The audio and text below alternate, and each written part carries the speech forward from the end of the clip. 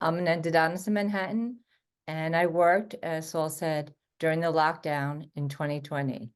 I got involved in COVID because there were no rules, and I needed to protect myself, my staff, my patients, my mother, who's 90, from myself and from COVID. I worked with the FDA, and I also worked a lot about what their policy was and even told them to change some of them. So why does COVID matter? Well, we need to flourish. COVID is here to stay. COVID's not leaving. COVID's all around us. And we really don't understand COVID as well as we should because COVID just came on board. So there's not long-term research. It's only very short-term. So like the wishbone tree that survives in the forest, so do we. We need to survive in our environment. So now we are living with COVID, working with COVID, not knowing if our patients have COVID because they could be asymptomatic. So what do? I have one question for you. So in your mind, do you think the COVID virus is like the flu virus? Or do you think it's like the HPV virus? We both get vaccines for it. The flu virus is every year. HPV, we now give to children going to college in their teens. So which virus is the COVID virus like? So now we're on a journey to figure out a safe, working, and a living environment for us, because COVID is all around it, and the air we breathe, every place. We don't know where it is, it's there. So on our roadmap for today, we're going to talk about the new laws, the new rules in this post-pandemic era. We'll review COVID briefly, because I know everybody is tired of hearing about COVID. We'll talk about law on COVID, which is very present in our practice. We'll talk about risk factors, oral care, recommendations. What I like and I recommend is a COVID cleaning and the future. So what are the new rules? The new rules for the government is shift on how much will it cost us and who's going to pay. Well, the public health emergency for COVID has ended. So now we have to pay. So what are the benefits? What are the costs for the employer? Next, will treatments be free? COVID tests, are they free? Well, not anymore. I don't remember. If you remember, if you look on the streets, there used to be free COVID testing. It was, you got in the mail boxes from the government, but not anymore. There's no more free testing. And in fact, you have to be very careful before you get tested. You have to ask how much. Okay, let's talk about COVID as an oral disease and its lesions. We all know what this picture is. It's the COVID virus with the spike proteins. Is it an oral disease? The answer is yes. It infects oral tissues and salivary glands. During the COVID lockdown, all of us closed up and told our patients if they have COVID, it's more systemic disease, call your physician. And even now, we still tend to do that. But in reality, it's no longer as much as a systemic threat because most people have the vaccine. It's more a oral disease because it stays in the oral cavity.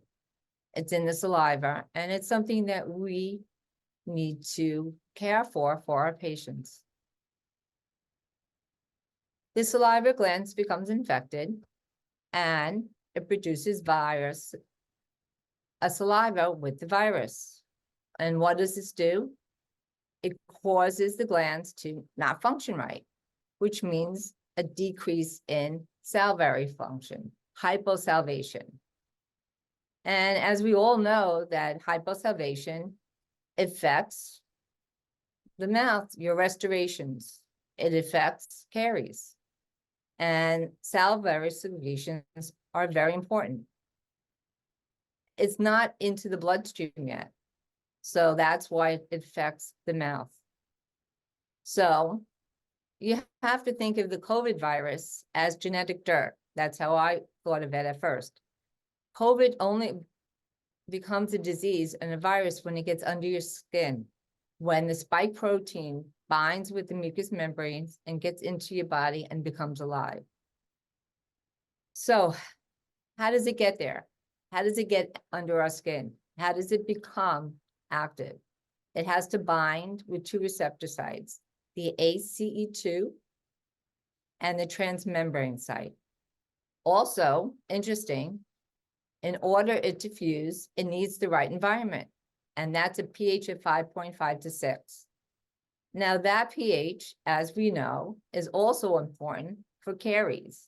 It's also usually a caries indicator when it gets to an acid pH. So a lot of times COVID is linked to caries. So what happens? What is the AC2? What is so special about that? Well, if we remember back in the day in our biology, it has to do with the renin-angiotensin system, which functions to aid in the vascular regulation.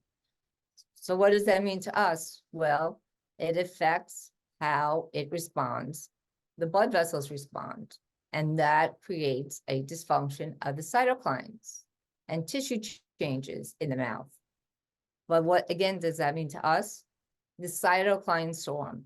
It causes pro-inflammatory cytokines, but it becomes too many and our body does not respond. So that overcomes the natural process of healing and inflammation because the spike protein has binded, it's stuck on it, doesn't come off that easily. So therefore, it damages vascular structures. You get capillary damage, and ultimately, when it travels to the blood, organ failure. So what does it look like in the mouth?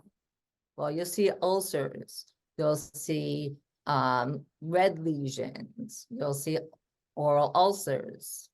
And if you look on the websites, there are many, many, many different kinds of lesions you'll see. Dry mouth, oral, white patches. There was COVID tongue, blisters. We all remember the loss of taste that we had all the time on the tongue, Candida, and periodontal disease. The oral lesions we talked about for many years, and I don't want to go over all of the lesions. So, but after the acute phase, we have to talk about long COVID. Under the government calls it disabled.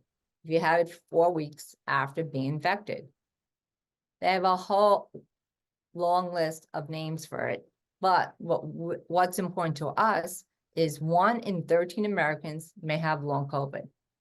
And long COVID can be post-acute, chronic, it has many different names. So what is it? It means when you don't really recover and you have cell damage causing symptoms.